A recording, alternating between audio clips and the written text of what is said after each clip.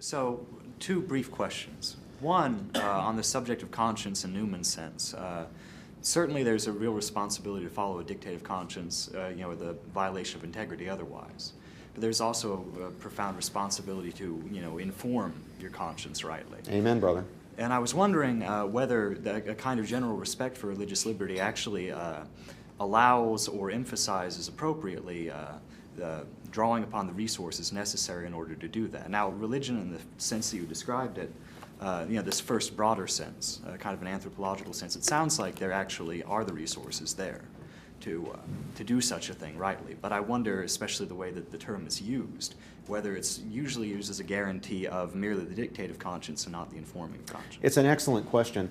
Part of the problem that led to such a wrestling with this issue within the Catholic Church, and let's just use the Catholic Church here as an example because it's large and influential and important, and it did wrestle with this very issue.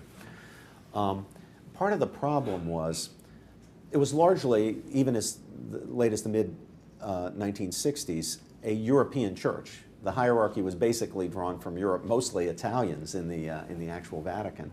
And we hadn't yet broken the long string of Italian popes.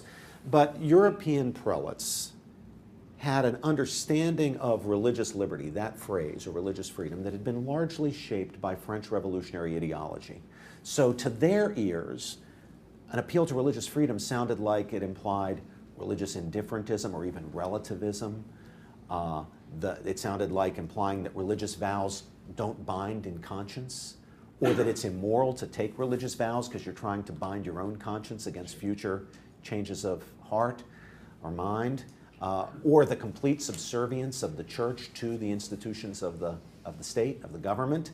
And obviously, no Catholic's going to think you can affirm that stuff. So a lot of people within the church, including leaders within the church, thought, well, we can't affirm religious liberty. We got to be against that. We agree that faith has to be free, that a coerced faith isn't true faith, but we can't buy this religious liberty thing.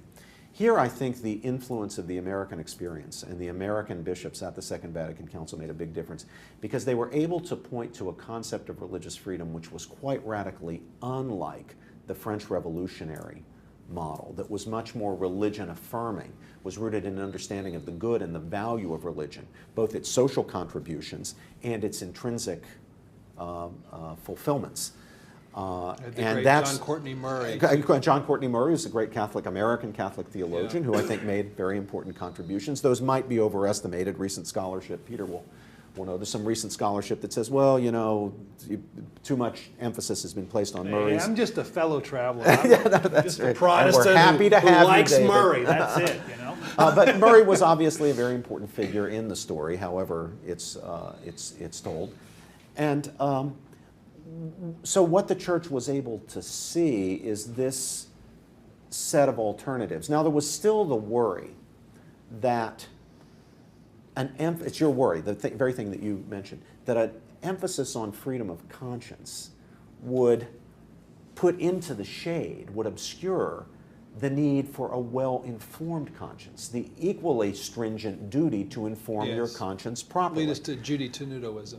Yes, that's right. Yeah. But if you look at the yeah. document Dignitatis Humanae, you will see that there is much in the document that is emphasizing, at the same time that it's talking about religious liberty, emphasizing the need for a properly formed conscience and the responsibilities of conscience.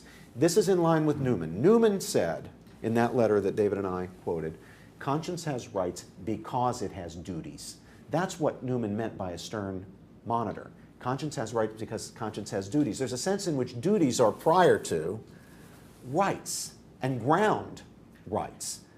What are the duties? Well, you can't know the duties unless you exercise your powers of inquiry, understanding, and judgment, informed by faith and reason, to figure out what you must do, what you must not do. That's why you don't just get to say anything I want to do is a matter of my conscience. Yeah, that's right. Conscience isn't my desires. Conscience isn't the permissions department.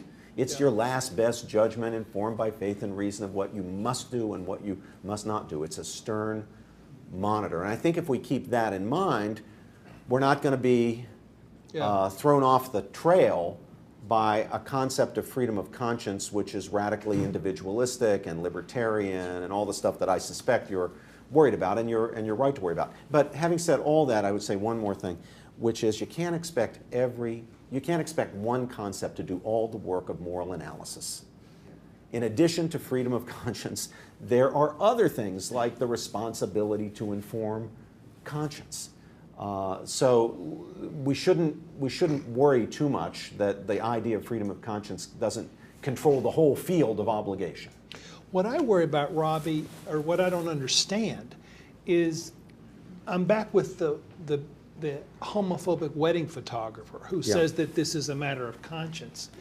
How can an outside entity, such as a court or some public body, how can they make a determination that this conscience is poorly formed and is just an expression of selfishness or something? Well, anytime you look at subjective attitudes, where you're trying to get into a person's head, into a person's psyche, it's difficult. Courts have to do it all the time. One of the areas they have to do it in is something that I suspect Vaughn Walker would think very highly of, and that is hate crimes legislation, right? How do you get into someone's head to figure out whether the motivation was bigotry or he just wanted to steal $50 from the guy's wallet, and so he banged him on the head in order to steal $50 from the guy's wallet? You see whether he's made any statements that are derogatory toward the ethnicity or the race of the victim and stuff like that. But to really evaluate what you call conscience, sort of properly understood, requires that kind of judgment. Well, yeah, but we know we have a big dispute in this culture on issues of marriage and sexual morality. We have since Sanger and Reich and Kinsey and Hefner launched the sexual revolution, right? Now we have a big dispute about it. It's just a bad thing for one side in that dispute to say, if you disagree with us, then you are a bigot. Okay? Just as it would be bad for the other side to say, if you disagree with us, you are a pervert. For better or worse, we have a big dispute among reasonable people of goodwill about fundamental issues having to do with marriage and sexual morality. Let's engage this issue amongst ourselves in a serious and civil way. In the political sphere, as a matter of conscience, people on both sides have to fight to win. We understand that. Both sides think there are important human goods and human rights that are at stake here. So it's going to be a tough fight. Politics is tackle, not touch. We all understand that. But there are limits. It should be done with civility. And we should pay each other the compliment and afford to each other the respect that we're due when we assume that their motives are honorable.